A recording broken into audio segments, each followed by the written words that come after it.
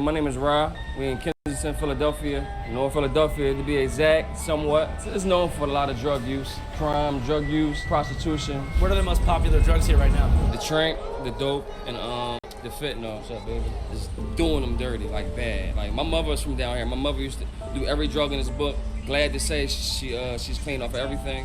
But me, when I was a child, my mother was down here doing dope.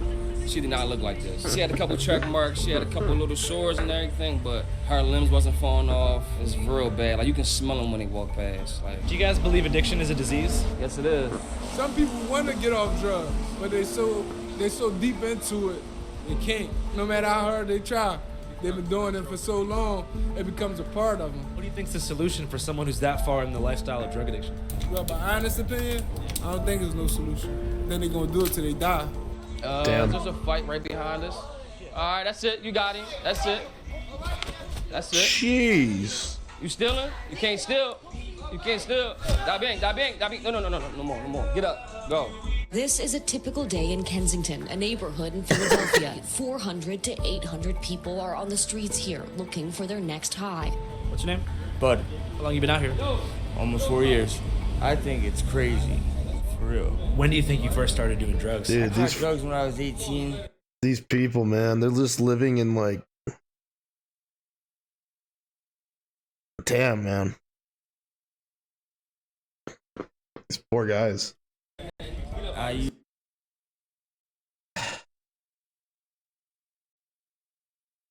Like imagine having to drag yourself up out of that, man.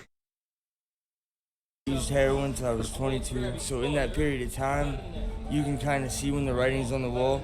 You know, it's a spiral downward, and eventually it takes you to somewhere like this. Honestly, if I'm being truthful, I'm probably gonna have to get arrested to stop. But when I do get arrested, it's at that point, you know, I'd like to move forward into sobriety. I've had 5 years clean, 2 years clean, a year and a half clean. Hi, Mom. I'm okay. Love you. And if you confess with your mouth that Jesus is Lord and believe in your heart that God has raised you from the dead, you'll be saved. We are all the same. We have all sinned and fallen short of the glory of God. And like I said before, at the foot of the cross, there's no racism, there's no gender, There's no gender? let me repeat that. There is gender, but there is no difference in salvation with respect to gender. If you're a man, you get saved. If you're a woman, you get saved. Let me tell you something. A man will not get to heaven if he's a homo and doesn't repent of his homosexuality. Do you use any of the harm reduction services they offer out here? Yeah, we use the needle exchange. Then with harm reduction, they offer like wound care. What's going on with the wound on your leg, man? So what it is it's a sore that's caused by an abscess. How does that happen? We're not really sure, to be honest. Most of us think it's the trank that does it. The dangerous street drug component is officially called xylazine, nicknamed trank, as in tranquilizer. For people who use illicit drugs, it is an X factor, both unseen and possibly fatal. City officials and the feds say trank is being mixed with opioids. My name is Rosalind Pichardo, founder of Operation Save Our City. I work with families of homicide victims, and I'm a harm reductionist. So what is xylazine? So xylazine is like a tranquilizer, not made for human consumption. It's made for animals. It's used on mice. It's used on it's like a sedative that's made it into the drug supply. I mean, it's been here for 6 years, but we're seeing it a lot more now. A drug commonly used to sedate horses is now being linked to overdose deaths across the country. Trank was detected in 34% of all overdose deaths in 2021. It's like a vasoconstrictor. It constricts your veins, and it just makes it hard to circulate. And then next thing you know, you got infection, you have amputation, you have rotting skin. They say that like the filler is like really acidic. It's like when you get a cut, it's like almost like the acid tries to get out of your system like through like the weak point or something in your veins, you know? So it's like these wounds, they don't heal, man. I've had this on my leg for like over a year, same size, man. And have you attempted to get any like health care for it? Nothing official, you know, but I do take care of it. Clean gauze, soap and water, Meta Honey. So I have a lot of wound care supplies. I had a lot of snacks, socks. It's just not enough. We may have like maybe 6, 7 teams out here from different hospitals, but it's just more or less the magnet. Man, it's like, yeah, I was just gonna say, it's like, I was even thinking, maybe me and Kaylee could get together and like go and like get a bunch of hamburgers from Sam's Club and take like my fire pit out and like try to, go out to some of these, poor communities and like try to give out some food and stuff. But I was thinking about it, man. You start doing that, and what happens when you run out? And like, there's still people that need food, and it's just like, man, like the abundance of people that are in need of help out there right now is just very great. Of people that are here coming from all over the country to consume this stuff that's not made for human consumption. I would say 70% are not from here. 70-80% are not from here. I'm from Baltimore. I went to rehab like a month ago, and I ended up leaving with a girl that's from here and been here ever since, and basically got stuck down here. I got a family back home in Baltimore with 3 kids, and this shit's different, like totally different. We took a trip back one time and got the dope, and it does nothing now. Look at his arm, so dude. Basically, I'm up here because this shit is fucking different. Like, they come here because we have that good shit, They come here because we got that good drug. This is wild, bro. I've never seen something like this shit ever in my life. Like Baltimore's ran by the gangs and shit. Like, Trank ain't even hit Baltimore yet. Like, I'm telling you, when it hits Baltimore, that shit's about to be a war zone because nothing else gonna get anybody high. What's going on with your right arm here, man? And somebody missed, and I ended up getting a blood infection, and I was septic. Like, last week, I was in ICU for 4 days. Jesus, dude, look at his fucking arm, man. It's like 3 times the size it should be. Trank and a coat. What about you, man? Well, look, my voice is mangled because when I was getting hit, somebody was hitting me, they hit my voice box. Or I think, I mean, that's what they say, but I'm going on like 3 weeks. Trank is nasty shit. It's an animal tranquilizer that was used on horses. You can look around and see and go, ooh, ooh, ooh. But ultimately, it's not that person's fault. Take the fucking Trank away. My fucking leg is horrible. I'm embarrassed by it. I wash, clean, put antibiotic fucking ointment on it, wrap it every day. Every time I can, I'm in that shower. This has been here for 5 fucking months.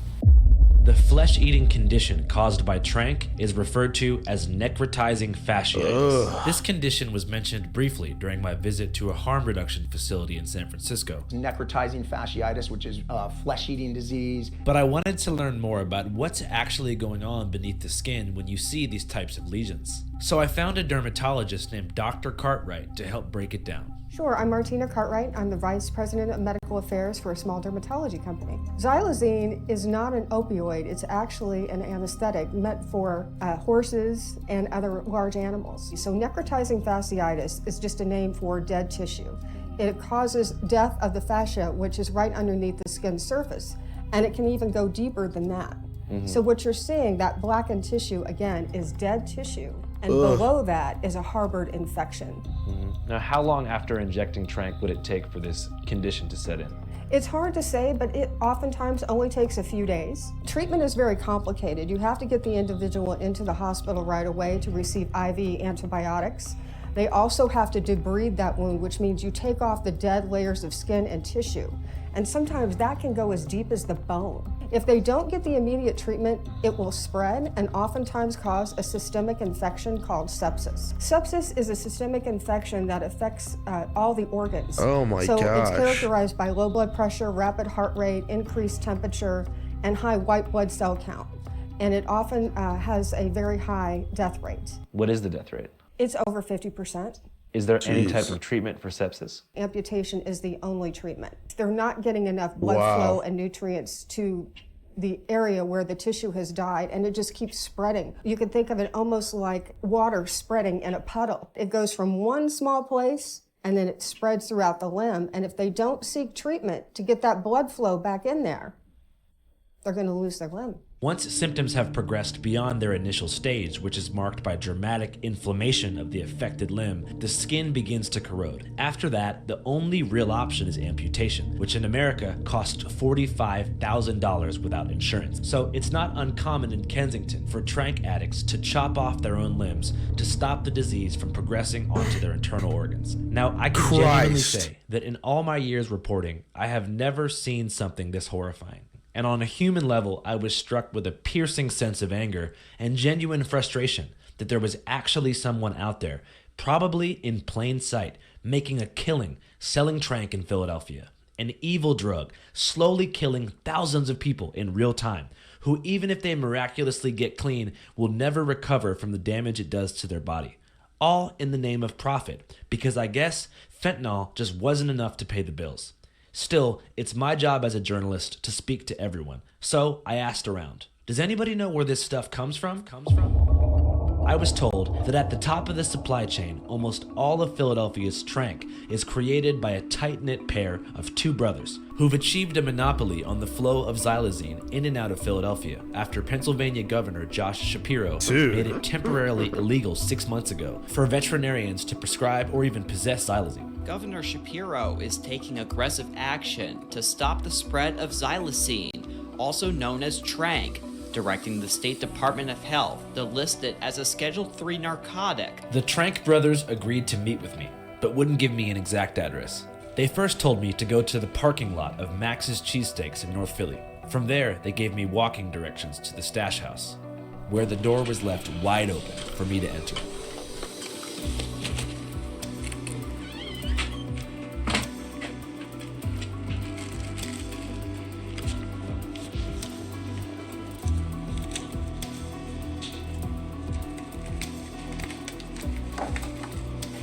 And there I was, with the Walter White and Jesse Pinkman of tranq. It's the Kensington finest. They love it. There's a lot going on. A little bit of dope, a little bit of tranq, a little bit of fetty. This should be about like 50 grams right here. This is good for about like $2,000, between $2,000 and $4,000. You know, it don't cost that much neither, man. It don't cost that much. I'm sure you've seen a lot of people have died from overdoses from this stuff. Yeah. Molly Kotchenberger was just 30 years old when an overdose claimed her life. Her aunt says a dangerous veterinary tranquilizer was to blame. Popeye arm? You want to get swole? Dude, if you want to get swole quick, that's the fucking way to do it. Jesus. Yeah, I feel bad. They can't spend more money with me. Fuck. Yeah. Yeah. So for those who don't know, what is tranq? Tranq is a liquid paste. It's like a tranquilizer, obviously, but it's already put together as we speak though. I gotta put it into like a blender and really get it down to a powder form so I can get all my work from it, get it done, get it on the streets, and do what you gotta do. I saw online that it kind of originated as like a veterinary thing, right? Yeah. So when you get your hands on it at first, it's not really breaking the law until you really like put it together. Is there like a kind of dirty veterinarian involved somewhere along the way? Yeah, plenty of them. You know, it don't cost that much neither. He's right. For a licensed veterinarian, a bottle of xylazine, capable of doubling the strength of an ounce of fentanyl, costs only $33. Is there a limit to how much you can get at one time? That's crazy. Sometimes. And what is that limit? So an average bottle, I'd say we probably get about like 4 or 5 average, 4 to 5 bottles. Okay. How much is each bottle? So average between, I'd say 300 to 700. It's gonna come to 1,000 if the person really stingy, don't want you to know what's going on. And it's typically veterinarians, huh? Yeah. Well, no. He's the first guy, but we talk to the 4th, 5th, 6th guy. Yeah, I don't go right to the farms and get it, no. I got some people that make runs. I don't really make runs myself, but I make sure I pay them very well to get what I need. We do what we gotta do, but I need y'all to get it here. I can't go get it myself. Do you have any of the Stream bottles WoW? with you? You see that water right there? Yeah. We'll stream some WoW after this, buddy. See my guy ain't moving. Do you kind of moderate like how much you put into the fentanyl packets? Yes, you got to. You don't want Good to see you, them. Netsu. You want them to enjoy themselves. You don't want to kill them. You think tranq's like a pretty enjoyable experience? Yeah. It causes an anesthetic effect, so lower heart rate, a sense of calming. It almost rivals that of heroin. Interesting. And they don't go through harsh withdrawals. What does tranq feel like? Trank makes me feel like I'm asleep. Honestly, it's kind of like a daze. I'm from like the heroin days. You know, I'm in it for the rush. You know, the euphoric rush from the drugs. Trank really doesn't offer that, but what it does offer is a cheap nod. How much is a single dose of Trank? A single dose of Trank, like in a dope bag form? Yeah.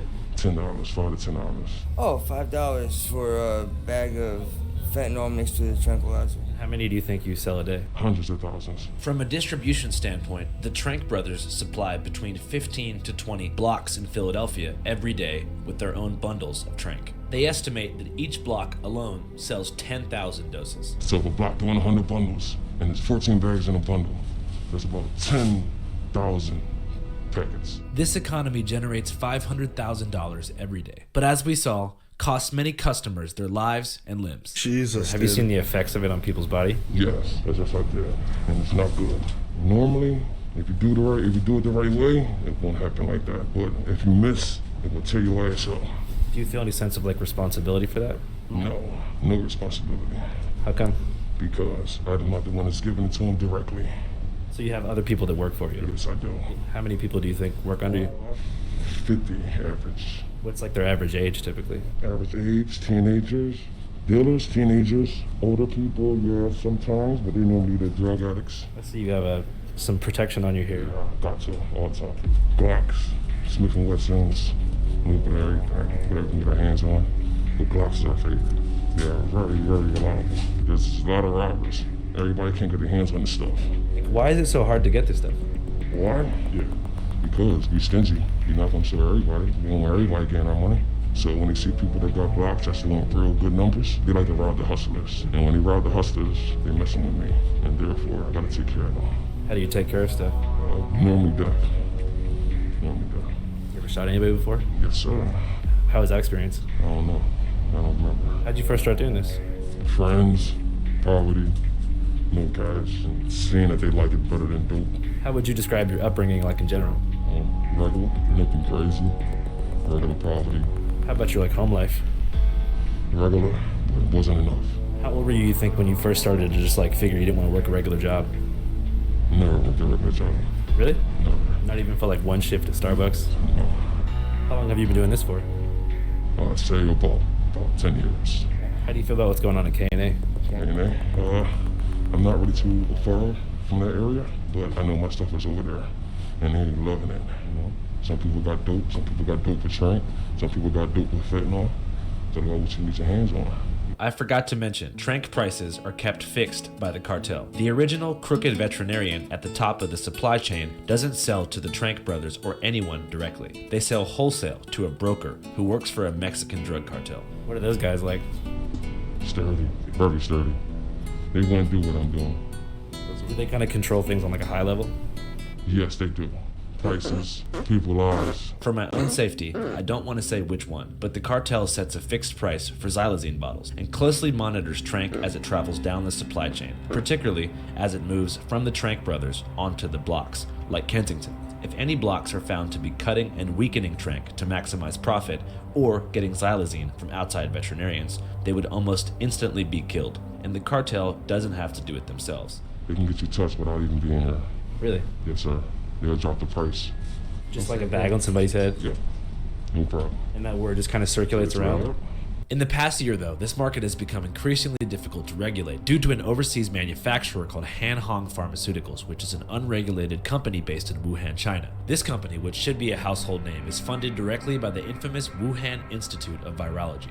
But I like having a YouTube channel, so I'm gonna save my cross-analysis for a later date. Anyways, Hanhong Pharmaceuticals was recently revealed to be the company solely responsible for selling fentanyl precursors to the Mexican drug cartels. Netsu. These chemicals It's not gonna make me stream WoW any faster, buddy. To the United States. Because of the success of the open-air Trank market in Philadelphia, this company recently figured out about xylazine.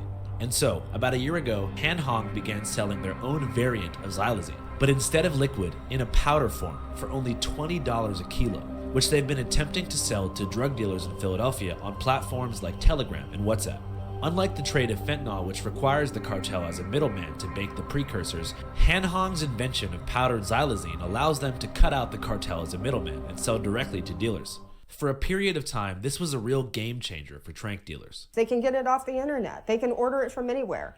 And what's sad is you don't even have to be in the veterinarian field to receive it through the mail from Chinese dealers.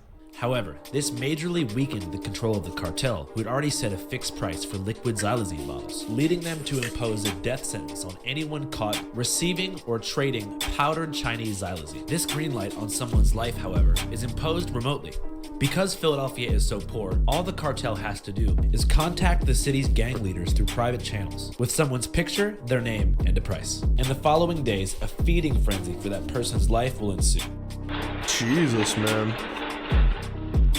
3 gunmen firing dozens of shots in broad daylight, killing a 19-year-old man who was sitting on some steps. From an outside perspective, it may look like gang warfare or just simply black-on-black crime, but it's actually a proxy war between Chinese corporations and Mexican drug cartels. For this reason, the advent of trank in Philadelphia has led to a major spike in homicides. And almost nobody has a bigger target on their head than the Trank brothers.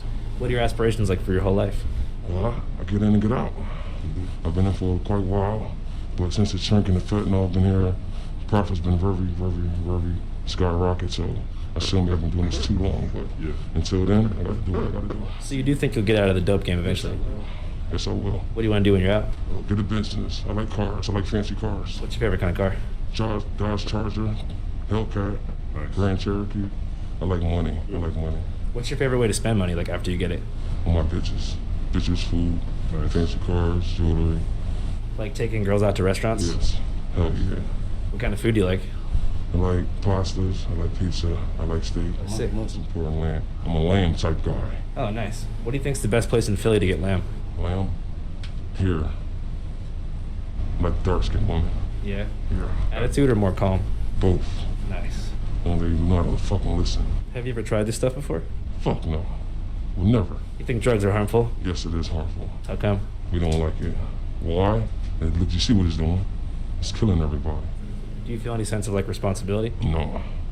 They're gonna fucking buy it off me. You wanna sell drugs tomorrow, guess what they're gonna buy it off of? You too. All kids stay away from drugs. All kids stay away from drugs. All right, guys, appreciate it. Thanks for your time.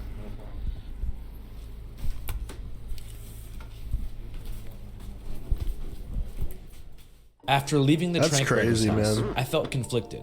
On one hand, you can say that they're This evil. guy's got to be the I do think best it's- journalist They're there taking is right advantage now. of people that have addiction problems, mental illness. They're producing a drug that destroys people's lives and bodies. But on the other hand, even they have caveats that protect them from responsibility and give them an ethical high ground no matter what. For example, they say trank users don't go through harsh withdrawals. And they don't go through harsh withdrawals. Meaning they're providing a less painful experience than a typical fentanyl dealer. However, we learned from Dr. Cartwright, this is not true.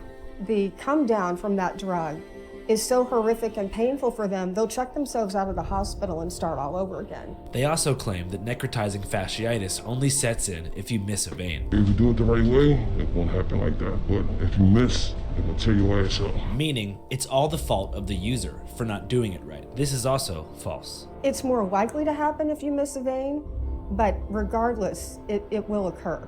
And most interestingly, they say that if they don't do it, someone else will, framing themselves as powerless cogs in the drug machine.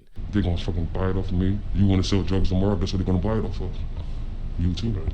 I believe that at one point, probably early on, they realized that making trank was wrong. But after seeing such astronomical profits come in, their brains constructed protective pathways to shield their souls from guilt and flood their conscience with the same affirmation.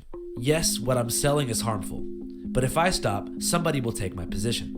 Therefore, it is not wrong for me to profit from this, because even if I abstain from selling it, the market will continue. It all reflects a deeply antisocial, alienated, nihilistic worldview, in which the individual has absolutely no power in influencing or changing the trajectory of a doomed society. Recognizing the spiritual sickness that runs through the veins of this collapsing country, greed, death, and decay become seen as absolutes. And so, the alienated individual figures, they're just temporary placeholders for an omnipresent evil. An evil that will exist with or without them. I began to wonder if this psychology was shared by even more heinous criminals, like child traffickers or elephant poachers. Does anybody actually accept, embrace, and consciously spread evil, or do they all construct frameworks to avoid moral responsibility? And speaking of moral responsibility, what are the ethics behind what I'm doing? Is my coverage of places like Kensington unethical and kind of fucked up? Since making my last video in San Francisco, I've become aware of an entire side of the internet, particularly YouTube, that films homeless people under the guise of humanization and does huge numbers, and understandably so. Poverty is pornographic. The difference is, you don't generally jerk off to homeless content or hood vlogs, but it tantalizes a similarly curious part of the brain that gets excited by the forbidden. Next to For that reason, Hey buddy, thanks for the subscription, buddy. YouTube content Thank zone. you so much. In fact, there's like Thank you. 50 YouTube documentaries up right now, just like this one. Hay un chico que se encuentra mal y a ver si lo puede ayudar. Está desnudo. Which all follow pretty much the same marketing strategy. City of Zombies, further dehumanizing Americans suffering from necrotizing fasciitis, and purposely using salacious language to collect ad revenue from views, which because of our declining attention span, which also comes as a result of a Chinese psyop called TikTok, are best driven by clickbait titles and shocking keyframes. Now you Upon can be a further footman or investigation, it would orc. appear that Kensington's largest export besides trank is definitely content, a two-syllable term that represents the transformation of art into a flat commodity, of which value is determined solely by engagement, not quality. Meaning, a content creator could realize that the product he's selling is bad for society, but so long as the market demand is there, he will continue. You see where I'm going with this? The Trank brothers aren't the only ones profiting from human suffering in Kensington, and many locals feel that much of the content filmed here does much more harm than it does good for the neighborhood. Well, everybody I see on YouTube that come down here and get some content, I feel as though it's not for the right intentions. They don't ask the right questions. They just record. They try to get the best video. They try to go viral. They try to get attention to their channel, but the message ain't what it's supposed to be. You understand what I'm saying? What's up, bro? How you doing? Good to meet you. What's up, Swag Dapper? So if you've never watched Andrew Culligan, he does Channel 5, or used to do the All Gas No Brakes YouTube channel, and he's probably the best journalist there is out there right now, in my opinion. Pretty awesome stuff, but pretty sad stuff in this video, to be honest. There's a lot of originals right here. Everybody that walked up is literally from down here, like literally 20 plus years. Yeah, I lived down here all my life type shit. Fucked up. Now I'm having motion blames fast for that. Baby, I'm a rapper, ain't no trap. Little cat, and the nigga crack, you can touch that. Crack some silk, I'm drinking juice in my ass. Fuck the money up. I'm watching my man hot. He don't even rap, but for the camera though, he was nice. Hey, that was fire. Yeah, it definitely was, man. So growing up here, what was it like, man? Hell. If I could describe one word, hell. In what sense? Niggas' moms dying, niggas dying in front And of to you. be honest, before the early 90s, this used to be a Caucasian neighborhood. And there was my story. Yes, it was a Caucasian neighborhood. This was Kensington in 1982. You're probably asking yourself, what the hell happened? It's a long story, but let's get into it. As a Philadelphia native myself, who grew up in a neighborhood called Fairmount, just a 15-minute drive from Kensington, I've always been aware of the chaotic, corrupt, and confusing history of Philadelphia. And at some point while discussing the history of Kensington with locals, I realized that was the true story that needed coverage. It's obvious to the naked eye that Kensington is horrifying, but You know what? I think I should be able to put that video, that VOD up, Swag Dapper. I'll do that after this. Here, actually, I think I can publish it. I'll publish it so you can watch it if you'd like on Twitch, but I'll upload it to video, YouTube tonight or tomorrow. Ask the question, how did it get like this? Unlike San Francisco's Tenderloin, which is mainly a result of neglect and progressive policy, Kensington is a story of police corruption, deep-rooted segregation, and now is the face of a blatant scheme by property developers. I owe Netsu some WoW time after this video, who've laid so out a I'll play 5-year with you plan guys for to a bit. revitalize the Kensington corridor. 6 blocks down the street from the open-air drug market across Lehigh Avenue, developers have already began mass buyouts of property, both residential and commercial, and the police, in turn, are helping them to displace homeless people and push them further up the street toward the open-air drug market. With this in mind, it's quite obvious that the city is allowing the open-air drug market to flourish in order to lower property values and drive out local residents and businesses. Yeah, I'm pretty careful with, you honestly, people have been really, really like gracious with knowing that I'm streaming and trying not to make too risque comments. But I'm also not a guy that's too worried about risque comments. Like, as long as you're not saying the N word and the F word over and over again, I'm not too worried about it. I'm not big enough to worry about it, to be honest. That way, they can buy it up at a low cost. And even bigger guys, it's like, at a certain point, you got to realize the environment that you're in. So, and dodge it on your own accord. Sorry, repositioning, boys. Then begin enforcing drug laws, push addicts further away, and turn Kensington into a full-blown gentrified corridor, complete with juice bars, yoga studios, and so forth. Sounds crazy, but as you'll learn, for Philadelphia, this is regular. Let's go back to the year 1900. Back then, Philadelphia was a cesspool of rough-and-tumble European immigrants from countries like Ireland, Italy, Germany, and beyond. At this time, Philadelphia was 94.5% white and 72% foreign-born. Imagine that. One of these immigrants was my great-great-grandfather, Jeremiah Callahan, a poor Irish Catholic farm boy from Cork, Ireland. After the potato famine, Jeremiah hatched a plan to catch a boat to the New World and ended up settling in West Philadelphia in a row home with 7 children and 1 bathroom. Despite overcrowding, Philadelphia became known as the paradise of the skilled worker. Wages were high, and Philadelphia emerged as the center of manufacturing for many industries, but most notably, Kensington was the center of the textile industry, with the Beatty factory, which employed over 100,000 people in 1915. But after World War I kicked off and the Great Depression followed in 1928, Philadelphia experienced what is called de-industrialization, as factories shut down, and for whatever reason, the textile industry moved to the American South. By 1935, Philadelphia lost 2/3 of all manufacturing jobs, leading to mass unemployment and significant urban decay. Many of these European immigrants, who believed that America would be paradise, found themselves jobless and pissed off. Now, simultaneously, 6 million African Americans were leaving the South, heading north to cities like Chicago, Detroit, and of course, Philadelphia. This was called the Great Migration. This migration drastically changed the demographics of Philadelphia. Now, it's important to remember that before this, 91% of African Americans lived in the South. And while slavery was technically abolished in 1865 after the collapse of the Confederacy, the following decades proved to be no less difficult for Southern blacks. The white, formerly slave-holding majority in the South fought viciously against black integration during the Reconstruction era. They formed organizations like the Ku Klux Klan, a vigilante group of terrorists whose foundational goal was to prevent black Americans from voting or achieving political power. And almost all of the initial KKK members were former Confederate soldiers. And in just 2 decades, they assassinated hundreds of politicians and lynched 4,600 civilians. Sharecropping also was running rampant, and Jim Crow laws were militantly enforced by the police, Klan, and just ordinary white citizens. Anyways, black Southerners had a million reasons to leave the South, so they did. However, when they arrived to Philadelphia, they were not in paradise. They found themselves in a very different, but still quite hostile environment, which makes sense given the fact that they immigrated in the midst of an economic decline and were seen as a threat to job security. In 1939, World War II begins, just as black population in Philadelphia hits 11%. Millions of men, both the black recolor, and like the recolor stuff on some of this old footage is insane. Go to war.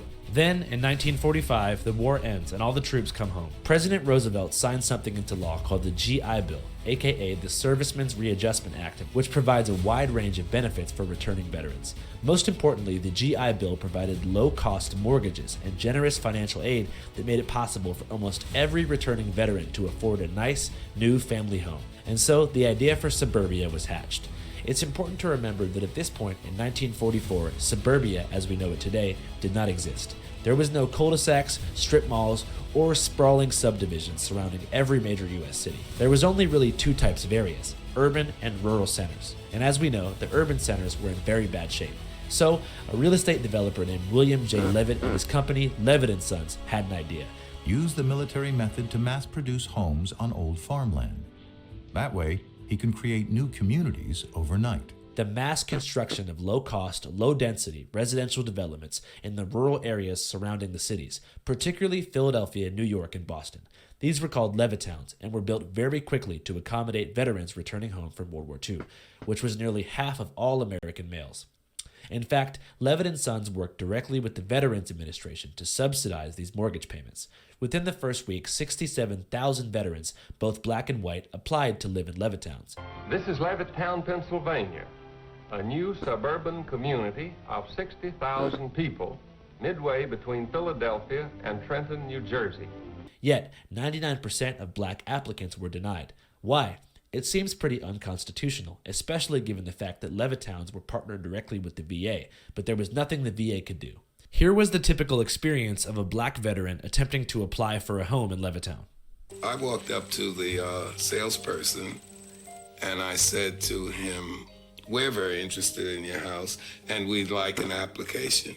And I remember what he said to me. He looked at me, he said, "It's not me, but the management has not as yet decided whether he's going to sell these houses to Negroes or not." The management he's referring to was the HOLC, or the Homeowners Loan Corporation, who had a plan to dramatically segregate Philadelphia through a practice known as redlining. Now, the HOLC made it imperative that these newly built suburbs and Levittowns were to be whites only. New middle-class families of Levittown had one other thing in common. They were all white. And we understood that it was going to be all white, and we were very happy to buy a home here.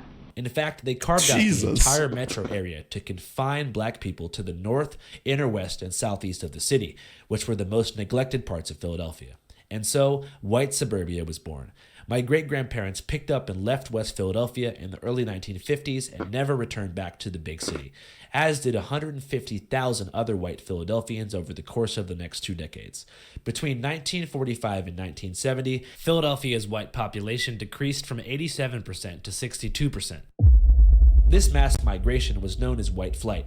In an ideal world, it would have just been called flight, but the HOLC's dramatic racial restrictions made this impossible. Anyways, by 1970, Philadelphia was the most predominantly black city on the East Coast and fell into deep poverty as the suburbs expanded. But Kensington, in this context, was a true anomaly because it was one of the few non-segregated neighborhoods in Philadelphia. So the HOLC, who wrote the blueprint for redlining and segregation, designated Kensington in 1945 as a concentration of undesirables, including low-class whites and Negroes.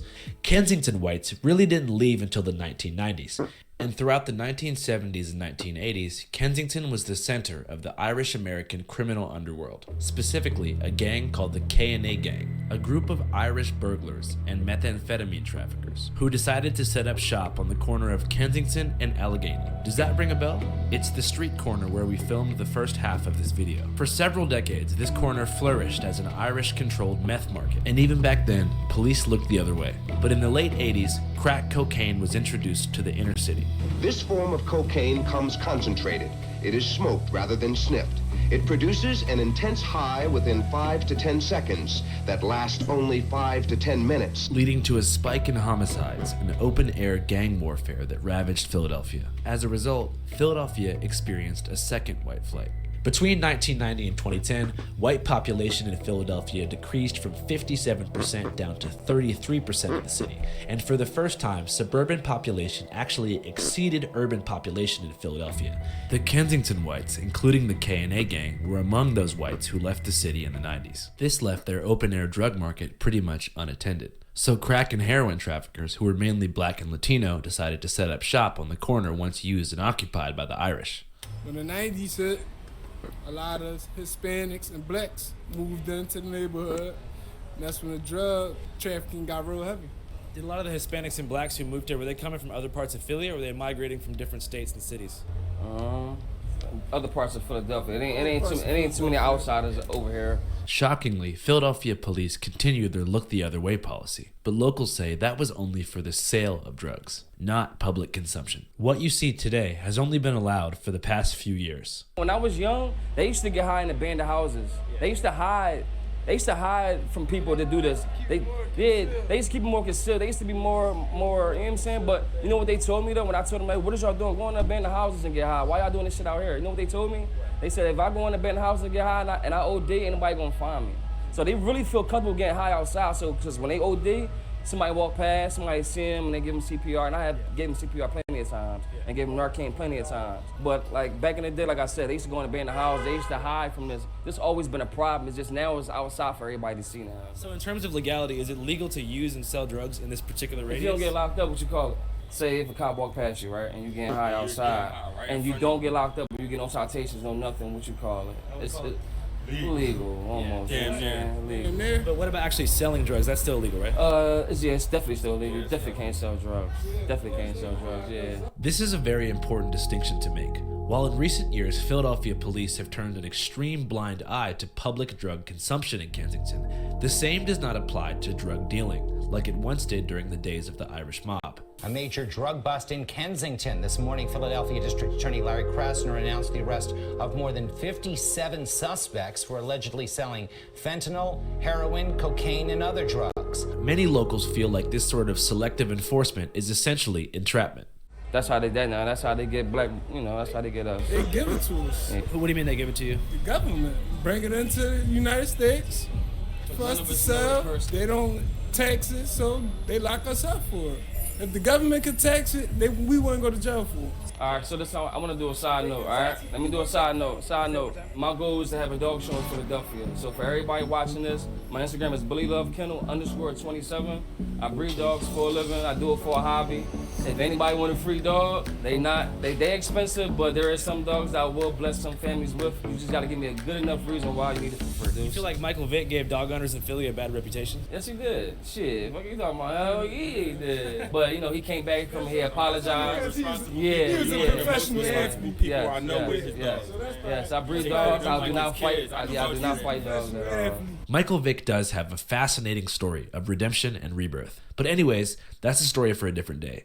As I mentioned earlier, K&A is on the frontier of an ongoing class war, which right now has an obvious dividing line, Lehigh Avenue. Lehigh, right there where the bridge at. Let me take you on a brief drive here from the open-air drug market 6 blocks south to give you an idea of just how dramatic a contrast there is. We begin our drive on the corner of K&A at the Gates of Hell and drive south on Kensington Avenue. As we saw, there are thousands of people here shooting up and smoking trank, fentanyl, meth, and heroin. Almost every business, aside from a select few, is permanently closed. As you continue to drive a few blocks, there's still decay. Adult video stores, cops standing around, strange pedestrians staring at you, ice cream trucks driving around looking for opiate addicts on the come down, and more abandoned commercial property. You finally approach the bridge, which marks Lehigh Avenue. As soon as you cross, almost every property is for sale or undergoing active construction. We're told this entire neighborhood has been torn down in the past 5 years, after developers staged a complete bulldoze of South Kensington to make room for new luxury apartment buildings and artisan commercial storefronts. Aside from the loud construction noise, things are pretty chill here. There are no drug addicts or police in sight. You begin to spot well-off white people, like myself. You see dyed hair and cold brew, Ukraine flags, and BLM-related art. People are in the streets, actively revitalizing. Do you know what this used to be? Used to be a factory. A factory? Yeah. You see Amazon delivery boxes, Porsches with New Jersey plates, and people that you can almost guarantee are not from North Philadelphia. No disrespect. It's like stepping into a different world. You almost can't believe that the corner of K&A is just 10 blocks away from here. But you're quickly reminded when you see an advertisement for the Abode at Oxford in Kensington, a newly built luxury apartment building. Oh, I guess nobody actually lives here yet. This whole shit's like an empty construction site. Yeah, nobody lives here yet. If you walk around this neighborhood, which I guess is like the north central Philadelphia area, like straight up, every single street has probably 2 to 3 active construction sites. And they're all building shit like those apartments right there, which kind of have like a Philly row home vibe. But as you can see, like they all have the exact same like house number font. The Abode at Oxford in Kensington, which offers a 10-year tax abatement. I don't know what fucking type of Ponzi scheme is happening here, but moving somewhere for a phase 2 tax abatement in North Philly, it's kind of weird, but it looks kind of nice. I've seen a lot of things, but this dramatic contrast between Kensington North and Kensington South was something I've never seen in my life. It was as if Lehigh Avenue was an imaginary force field that blocked all the problems of North Kensington from seeping into the South. But according to locals, the south part of Kensington, going all the way down to Fishtown, which now is the center of gentrification in Philadelphia, used to Damn, more or it's less really resemble nice. K&A just a decade ago. Listen, I'm from Dolphin, your Dolphin station. It used to be just like this. Yes, they pushed it They're down, too. gentrifying us because all the Caucasians used to live all the way out the boulevards. And have to commute to downtown. Yeah, and this is, now and they this- want to ride yeah. their bicycles. Or they want to hop on the L without getting on their car. Bam, That's bam, bam. understandable. Now, so. if you go down Dolphin, I got shot 15 times on Dolphin.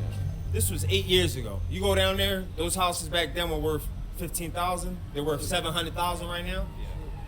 They know what they're doing. So what they're doing is they're letting all the addicts be out here so the homeowners sell and get the hell out of here. And next thing you know what happens? All the contractors swoop in, buy that shit at the low and sell it at the top. Yes, sir. And who gonna buy at the top? There ain't too many blacks and colors that's really spending millions and hundreds of thousands on their properties and stuff like that. That's fucking I got a college degree. crazy, He got a dude. college degree, like. Yeah. But it's the color of our skin. No disrespect, it's the color of our skin that. They make the case that the city of Philadelphia is essentially playing inside baseball with developers and contractors by allowing K&A to flourish in its current form. That way, property values will dramatically decrease, allowing for a full-scale revitalization at a much lower cost. This may sound like a conspiracy theory, but consider that a year ago, Philadelphia simultaneously sons of bitches, evacuated man. its two largest underground homeless encampments, forcing homeless people above ground and sending them directly to the corner of K&A. And officials today cleared out several homeless encampments in that neighborhood. It was all part of an effort to tackle the city's growing opioid crisis. One of these encampments was called Conrail, which ran along the train tracks in South Kensington for multiple decades. I don't know if you're familiar with Gurney Street, Conrail. Growing up, I just remember people living where Conrail is. Well, it's a train track that is like their city. They would come up here, they would buy their drugs, they'll go back into the train track. So it's so clean up here. You know what I'm saying? Like when I say they had a city down there, they probably had 100,000 people down there. Yeah. And then next thing you know, now they're up on the surface, like, you know, with everyone else and with nowhere to go. Now it's our turn. And then the effed up part is, right, it's a law where a guy can have 10 bundles of dope in front of the cops shooting up. Nothing's done to them, nothing said to them. But let another person sell one bag of weed in front of him, he's locked the fuck up. What you going in his pocket for? What you going in his pocket for? Because he's sleeping and I'm about to leave. But why you going in his pocket though?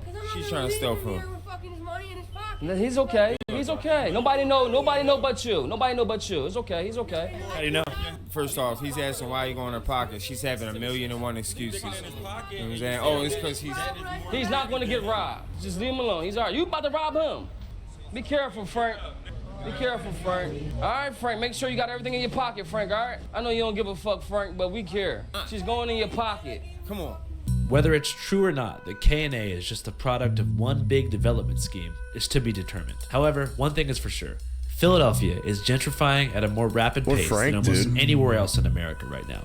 And obviously, while it's better to live next to a yoga studio than it is to an open-air trank market, simply revitalizing one area and just pushing the problem further away doesn't actually solve anything. It's only a temporary band-aid for problems like drugs and crime, which are endemic in our society.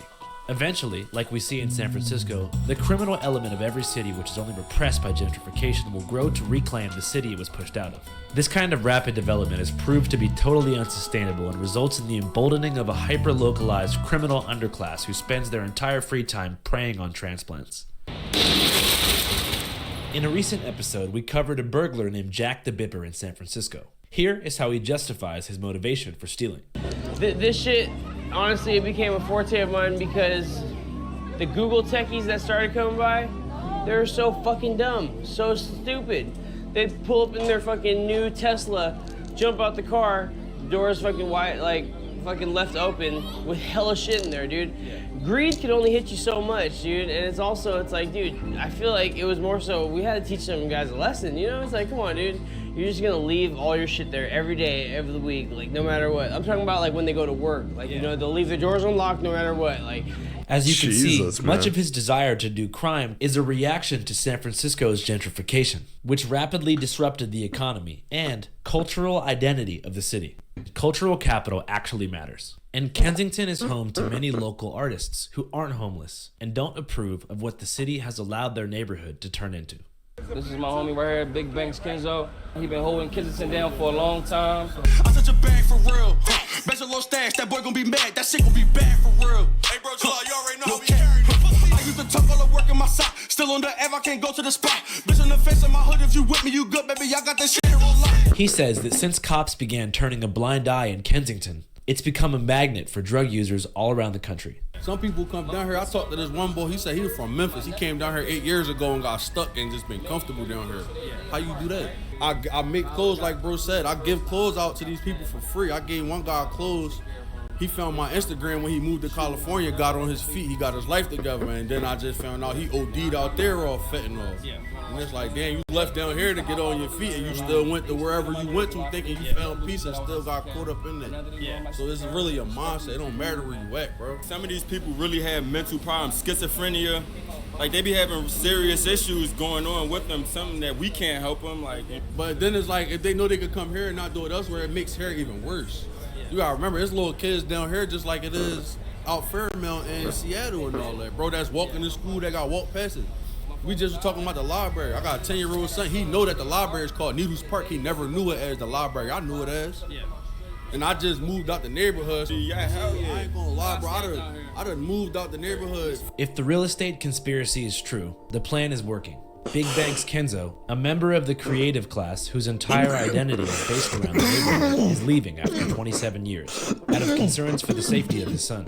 Developers obviously don't care, but tearing down old school neighborhoods to build homogenized hipster zones like you see in Williamsburg, Brooklyn, or Silver Lake, Los Angeles, is a very short-sighted decision because it ultimately erases the culture and history of the neighborhood, which are the very factors that made it attractive to transplants in the first place. Yet, this is all justified in the name of safety. A strange and politicized term that leads to many questions. Safety from who? And safety from what? Who is the unsafe person? And who are we keeping them away from? Does this mean keeping drug addicts away from children? What about the 10,000 children living in Kensington? Or does it mean keeping gang members away from grandmothers? Which is impossible because they typically live together. In my opinion, what safety means in this context, without question, is keeping Temple University students away from Philadelphia locals. Let me explain. Temple University is a predominantly white, relatively expensive university in the middle of North Philly. When I say the middle, it's in the middle of North Philly. It's only about 3 miles from K&A, and for many decades, Temple has had a reputation as a very dangerous place to go to school. 2 students were robbed on 16th Street, both inside of Temple's patrol zone. However, in the past decade, Temple has gone above and beyond to rehabilitate its image and increase enrollment, and it's definitely worked. They've expanded their police force to include safety initiatives, like the walking escort program, and expanded their patrol boundaries to include a 50-block radius that just barely borders the Kensington neighborhood to the east. Now, this Temple patrol boundary has gradually expanded, as Temple University has systematically purchased blocks upon blocks of North Philadelphia row homes to convert into student housing. To clarify, Temple hasn't done this directly, but through their shell companies, Temple Nest Apartments, Temple Villas, and Templetown Realty. It should come as no surprise that many of the properties in South Kensington past Lehigh Avenue are being developed specifically by these companies. I know this might sound crazy, but hear me out. I think that Temple University President Jason Wingard, Philadelphia Mayor Jim Kenney, Police Chief Kevin Bethel, and the Trank brothers are all partners in a 4-way real estate scam to build an Equinox gym and Stumptown coffee roasters on the corner of Kensington and Allegheny in 5 years. I'm obviously joking, but the point I'm making is that speculating over who's doing what and why this is happening is kind of futile at this point. There's no real possible way to actually resist gentrification, and no amount of awareness in the world could possibly disrupt these market forces. The reality is that everyday life for people doing drugs on the corner of K&A is absolute hell. But there's one perspective we haven't heard from, the female perspective. Women make up less than 28% of homeless people, but their experience on the streets is oftentimes even more rough than it is for males. What you're about to see is an interview with 2 homeless women who are currently living on the streets of Kensington. I should warn you before proceeding, many of the subjects discussed in this interview involve childhood sexual abuse and may be very disturbing to some viewers. I'm Jessica. I've been out here for 10 years, 12 years. It's a long time. Yeah. about you? My name's Melissa. I've been out here on and off for the past 3 years. I was living out of my car when I got evicted from my apartment. Now I'm officially on the street because cops took my car a month ago. I lost my full-time job. I was a functioning addict, so I was still working full-time.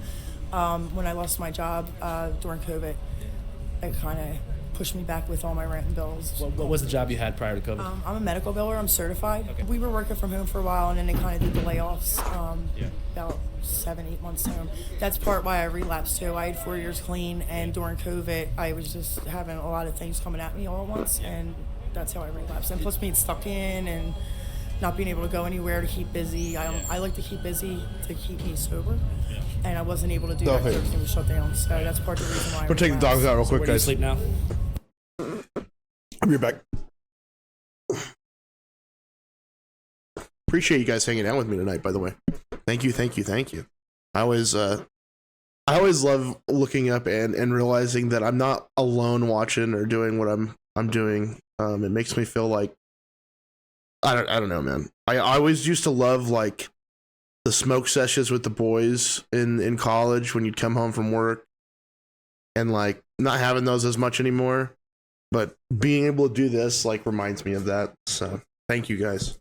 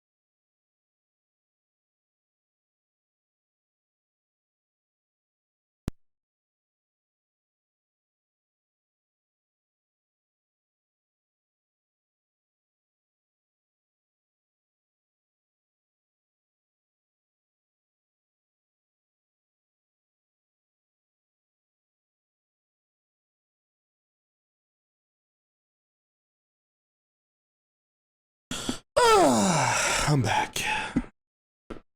Netsu, you're being so very patient, buddy. Where wherever I can find it safe, where I'm not going to get Appreciate robbed or, you know, a lot of people are going to come at me. So usually I try to parks that are close by. They're usually pretty safe at night. Right. So, but yeah, anywhere around here I could find. Are there any particular challenges you guys feel like you face out here as women? Yeah, definitely. We're definitely targeted over men as far as robberies, sexual assaults. I had, it was like 2 in the morning, and this car kept driving by, and there were 2 people in it, and I was walking, and there was no one around, and the one got out and tried to pull me in, and luckily a car that was passing got out and said, "I got your plates if you don't let her go." Yeah. But I mean, there have been times where that hasn't happened, and you know what I mean? It is what it is. I would like to get clean. I've been getting high, I mean, since 11. 11 years old. Yeah. How did you first get introduced to drugs? My mom. What drug did she first introduce you to? Klonopins when I was 11. So pharmaceuticals is where it began for you? Yeah, but she smoked crack. I never smoked crack. And then when I was 15, she got clean off crack and developed a dope habit. And we was getting high one day, and I thought she nodded off, and she wound up dying. So she died when I was 16. Yeah, you were there? Yeah, I was with her. I thought she just nodded off. I mean, like, it hurt me, but my mom did a lot of fucked up shit to me, you know. Was your dad in the picture? No, not really. After my mom left him for a drug dealer, he just, you know, and then she was with him for like 2 years. He caught a case and went to jail, and he didn't snitch. So, like, the guy he was getting quantity off of had a thing for little girls. So instead of my mom tricking him, she would send him to my room. And it started when I was 9, and from 9 to 11, she would, you know, poor thing, man. pimp me out to him. I didn't find that out till I was 15, that she was pimping me out to him. That's fucking horrible. I'm sorry to hear that. Like, and then, like, she wanted the pity, like, oh, well, Jess, how do you think I felt? Like, I would hear my daughter screaming in pain, and my high would get fucked up. And DHS got involved, but they didn't do shit. Like, I went to the hospital, Jesus, and they examined man. me, and they were like, she's got scar tissue damage down there. She's got, like, and DHS never followed up or nothing, and I had to stay there. So, but when she died, it still hurt. Like, that's still my mom. When your mom passed away, was that kind of a wake-up call for you, where you feel like you wanted to get clean? Yeah, I did get clean. I moved to Jersey for a little bit, but then I just came back to Philly, and then I just couldn't Damn, dude. handle it. You know what I mean? And one thing you mentioned is that you started doing Klonopin when you were 11 years old. How many people out here do you think like began their spiral into addiction via pharmaceutical drugs? Everybody, because I would say like 90%. Yeah. 90% at least. Because after she died, I stayed away from the heroin, and then when I was like 19, I started doing perks, which led to oxys, which led to, and I was working. I was an office manager at an MRI office, so like I had a job in an apartment, and then I left that job to work for the city, and you know, it was just. It was just all too much. Damn, dude. That's how I actually got introduced with opiates and heroin, because I was in pain management. I was in a really bad car accident. Right. So I was in pain management on the pain medication, Oxy. And then when the DEA started tightening up the rules, having doctors cut the medication, I got cut off it, and I couldn't afford buying the pills off the street. It was just way too expensive. But physical symptoms, it's hard to just stop. And the heroin and dope was cheaper. Yeah. So that's how I got it. And I didn't even get introduced to that until my 30s. I was shocked. It seemed that from coast to coast, the vast majority of homeless addicts that I talked to began their spiral downward as a result of being prescribed opiates by a doctor after sustaining a serious personal injury. Gradually, their tolerance to prescribed drugs like Oxycontin and Percocet would build. This would lead to financial hardship, which would in turn prompt them to turn to stronger and cheaper street opiates like fentanyl, heroin, and tranq.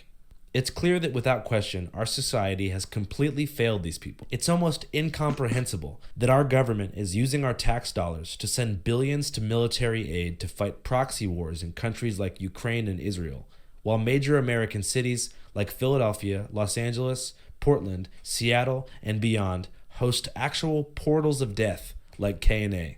No matter where you stand on the political spectrum, it's clear that something needs to be done immediately. And no one feels this way more than the drug users who are living in this hell. Damn, dude. Out here, do you think that this is a good thing that the city is allowing this? Absolutely not. No, I think it's awful that the city allows it, that the cops just sit there and some of the insane things I've seen out here, you can't make it up. And Like what? It just a lot of craziness that happens with Cops the people. Make you do dates for free, and they say if you Some of don't, them do, yeah, yeah. if you don't, you'll get arrested. Like they want sexual favors, or they'll arrest you even though you committed no crime. I used to live at Front and Berks, and I went down to Front and Cecil B. Moore to sell my stamps, and I bought some food. And I'm walking home, and this cop circled me like 2 or 3 times, and I had grocery bags. And by the time I got to Cecil B. Moore, he was parked there. He left my groceries, and he's like, if you don't give me a price, I'm putting you in handcuffs. I'm like, I'm not retarded. I ain't giving you a price. That's like incriminating myself. So he put me in cuffs, put me in the back. I'm like, where's the fucking body cam? Like, where? But this was like 6-7 years ago. Like, where's the body cam? Where's the fucking car cam? And he got in the back seat. We parked somewhere. He got in the back seat, and then he left me there. And people wonder why these people dislike cops. Christ, man. And he would have the balls when he would pass me to be like, oh, are you good? Are you all right? You need, is anybody bothering you? Yeah, you. That's what I mean. You're bothering me. Yeah, like you're bothering me. Like you just made me fucking. I've heard similar stories. Like none of that's ever happened to me personally, but I've heard similar stories from other people, other females down here. But I just think it's terrible. Something does need to be done. People down here need help. They don't need to be treated like trash and not like somebody's brother, sister, mother, daughter. They're somebody's family member, and it's just terrible how people are treated. Yeah. There's even cops that my ex, his godfather was a cop, and he used to take the dope off the dealers and bring it home to him. You know what I mean? Like the cops out here like ain't no good. Like they'll watch you. A lot of corruption. Yeah, it's like a lot of corruption. Yeah. You know. I mean, a lot of people would say that these kind of zones are necessary because if you don't contain the problem, it'll spread like wildfire to the rest of the city. Do you guys agree with that narrative? I understand their thought process in that. I understand that, but at the same time, people need legitimate help down here. Not just throwing Narcan or Opioid, or putting people in jail, things like that. Like the way they're taking the approach to offer assistance and help, it's just not working. They need to come up with a better plan. Is that an ice cream truck? Huh? Yes, that's constant. Do they sell a lot of ice cream around here? Yes, they do, and water ice. And yes, so the addicts. Let me ask y'all a question. Why is the ice cream popularized in the addict community? Like a lot of addicts buy a lot of ice cream. I always loved ice cream. See, and when that's I your was pregnant with my daughter, excuse. But I ate all y'all ice buys cream. it. I love ice cream anyway. Addicts, especially when we're coming off of it. Yeah. Sweets. That's right. Like And ice cream is the best option, especially. I personally have a sweet Do you guys want to get some ice cream right now? I would love some ice cream.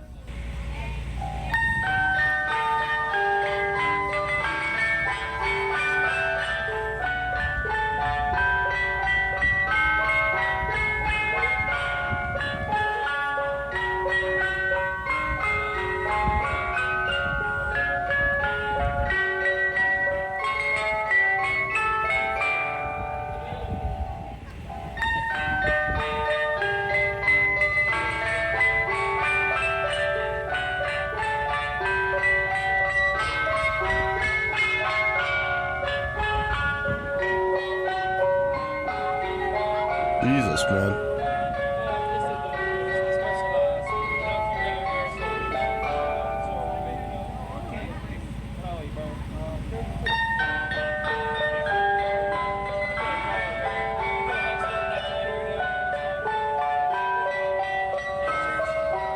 And we're supposed to be proud of our country, man.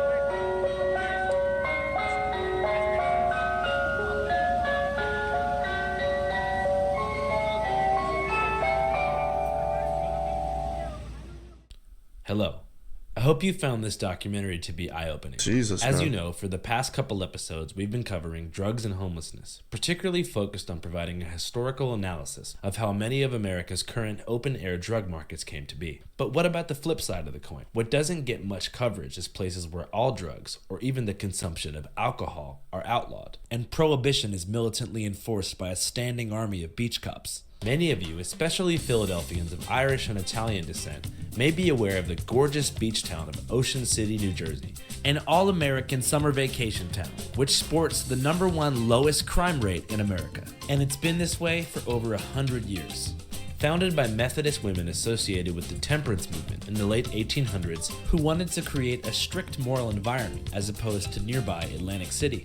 Ocean City is the only town on the Jersey Shore that's refused to lift the ban on alcohol, even after Prohibition ended in 1933. So directly after filming in Philadelphia, we decided to drive to Ocean City, aka Reverse Kensington, to do some interviews and go undercover to see how dry this town really is. My name's Andrew Callahan, and you're watching Party Pooper. What are you doing? Are you drinking beer? Oh, fuck, we got one right here. We got a live teenager right here. He's coming down here to drink beer. He's got lemonade and vodka in there. Take that shit out of town. You guys fuck with King Von? Fuck yeah, fuck yeah, man! Let's go! That King Von in this bitch! If you'd like to see our new episode, Ocean City Streets, go to our Patreon, www.patreon.com/channel5. As many of you know, Patreon supports our entire independent production budget, as well as gives you access to exclusive cuts of uncensored, extended, and unreleased content that we can't show anywhere else. If you enjoy our journalism and want to support, it would mean a lot if you could sign up. Take care. Channel 5 live worldwide, Hollywood and Vine. Fuck the authority, Channel 5 News. Channel 55. We don't fuck with custers. And 5 is Fuck with custards.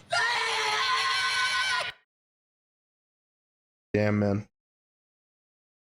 What a great video. What a great video that was. I just like had no idea even that like it was that bad. Like we should be embarrassed, like as a society, that there's that sore on our fucking country, man. Wow.